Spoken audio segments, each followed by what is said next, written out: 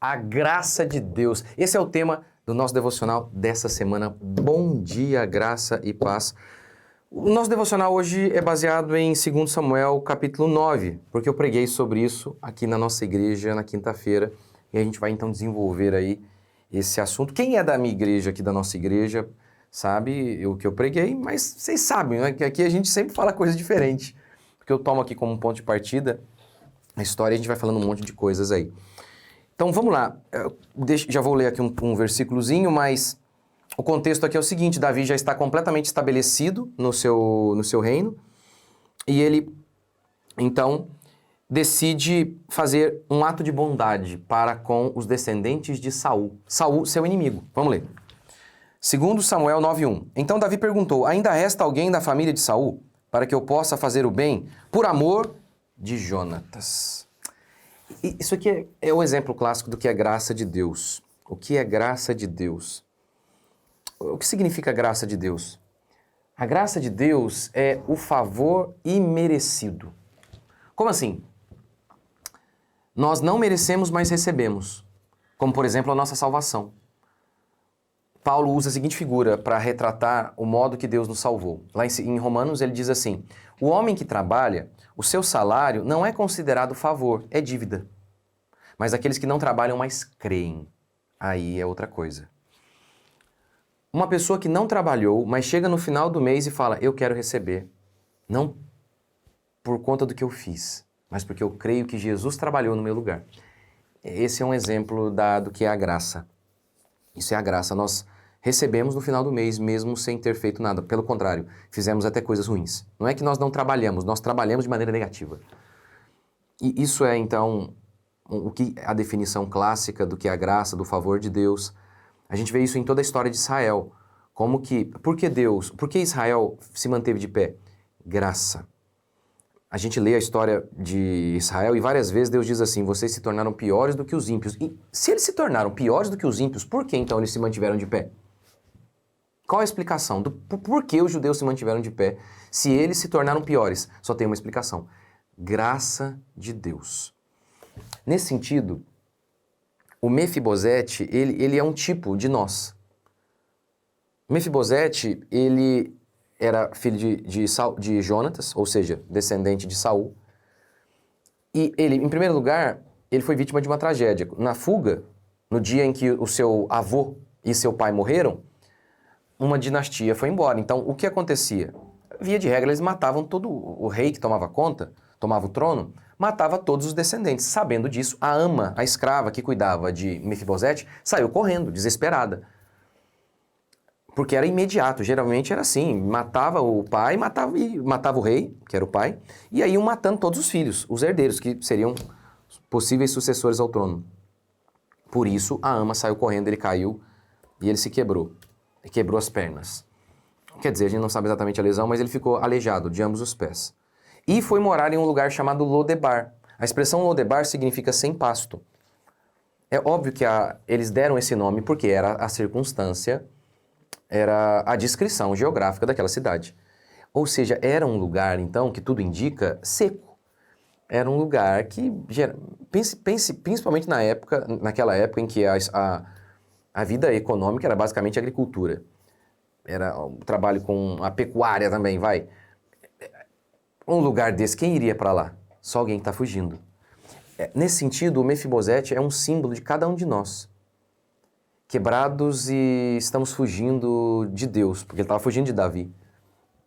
Essa é uma descrição que Deus faz de cada um de nós.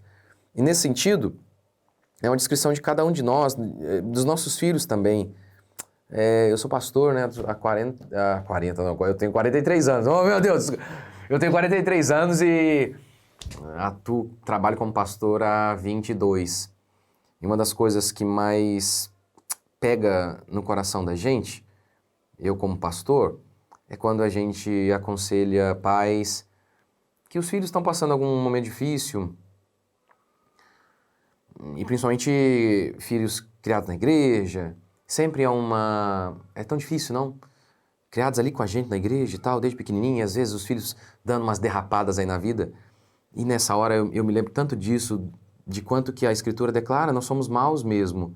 Nós somos tão pecadores, tão terríveis, tão limitados pelos nossos pecados. Somos como Mefibosete mesmo, quebrados. Nascemos assim, como Mefibosete. Não é que ele se quebrou, ele viveu a vida toda assim, por motivo de força maior. Foi ele.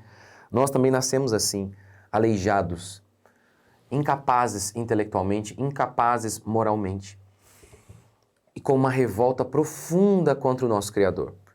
É assim que nós nascemos. Eu já ensinei aqui para vocês tantas vezes sobre o calvinismo, que é uma interpretação bíblica, e eu acredito que é a interpretação correta, um dos pontos tão fortes no calvinismo é justamente essa descrição de pecado, que nós somos pecadores, que nós não escolhemos por nós mesmos, somos nós que escolhemos Jesus, mas só o escolhemos porque Ele primeiro nos escolheu. Isso para mim é tão claro porque, vocês sabem, meu pai era crente, eu dizia, eu nunca vou para a igreja, eu nunca vou para a igreja, eu nunca vou para a igreja. Eu não quero saber de Deus. O dia que eu me converti, eu fui para o culto obrigado. Estilo Paulo mesmo. Paulo, que estava indo matar crente no caminho de Damasco, Deus o derruba do cavalo. Ele não estava indo buscar Deus, assim como eu também não estava. Então, para mim, fica muito claro essa revolta. Quando a Bíblia diz isso, né? Eu vejo isso de maneira tão clara. E eu acredito que isso se aplica a todo mundo, porque a Escritura declara isso sobre todo mundo.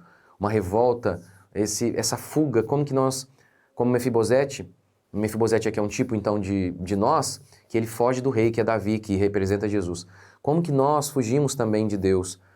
Lembra que Davi fala isso? Se subo aos céus, lá estás, se faço a minha cama no mais profundo abismo, lá estás também. Se tomo as asas da alvorada e me detém nos confins dos mares, ainda lá me haverá de guiar a tua mão.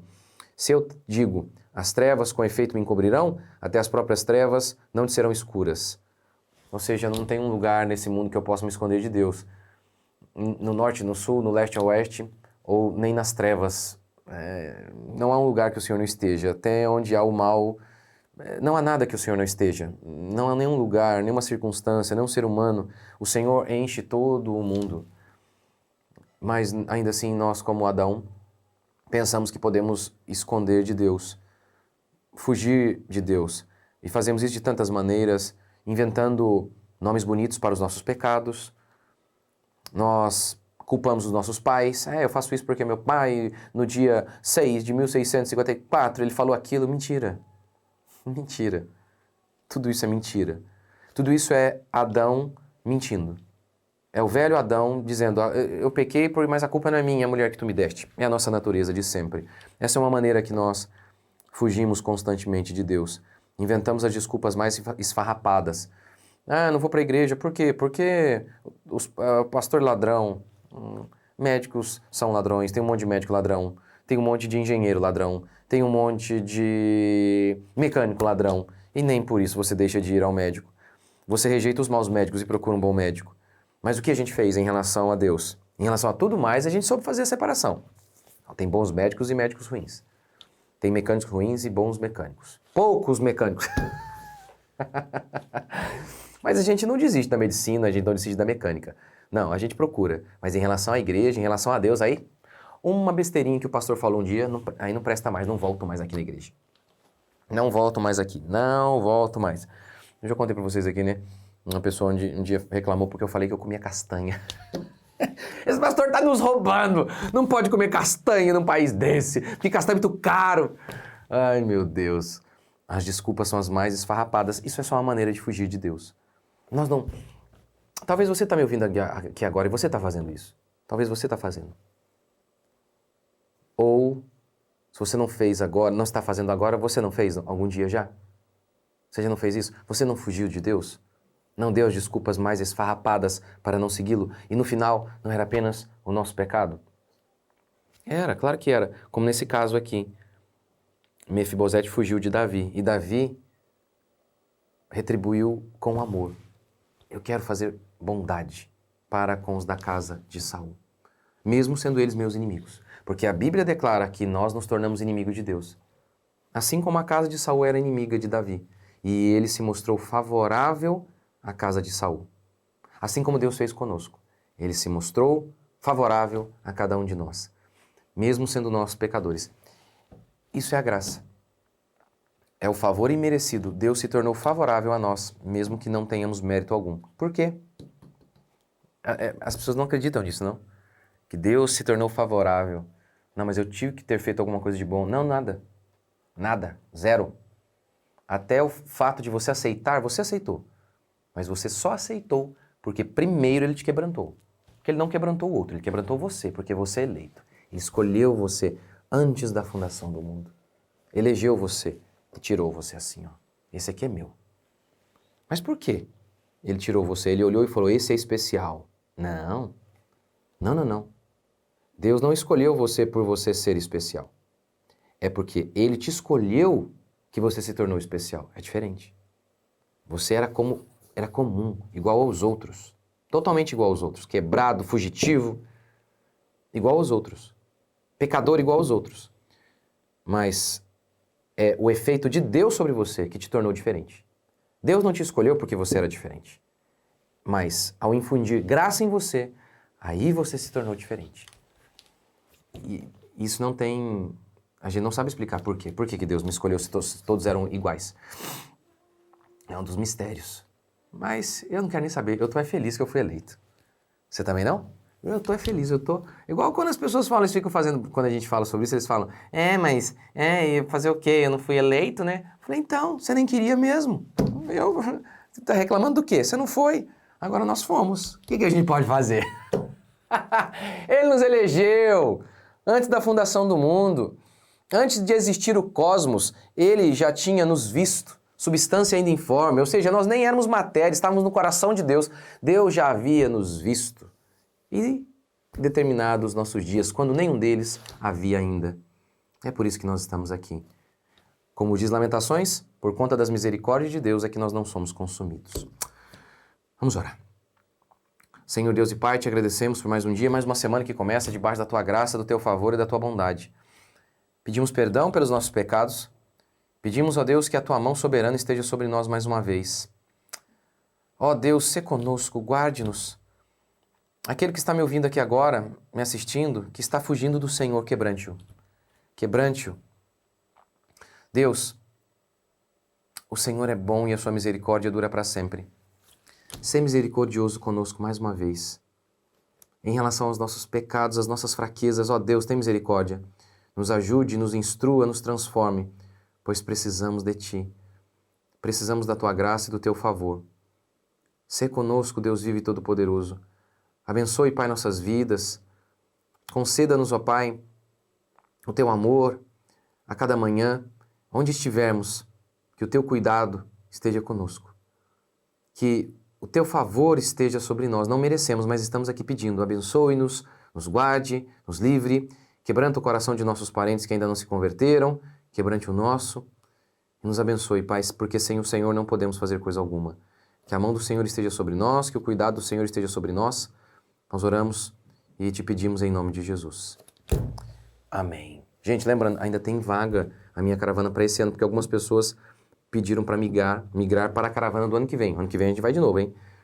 Para Israel. Israel, Egito e Paris. Mas Paris é um diazinho só, tá? É um diazinho só. E eu vou estar lá, a gente vai conversar tudo junto, gente. Eu vou passar o dia inteiro lá com vocês, vai ser uma bênção. Eu quero estar com vocês lá. Então, se você ainda não adquiriu a sua vaga para este ano, o telefone da Fernanda tá aqui embaixo, aqui na descrição, tá bom? Ou qualquer coisa, se tiver dúvida, manda uma mensagem pro zap aí da nossa equipe. Gente, obrigado. Valeu, até a próxima. Daniel!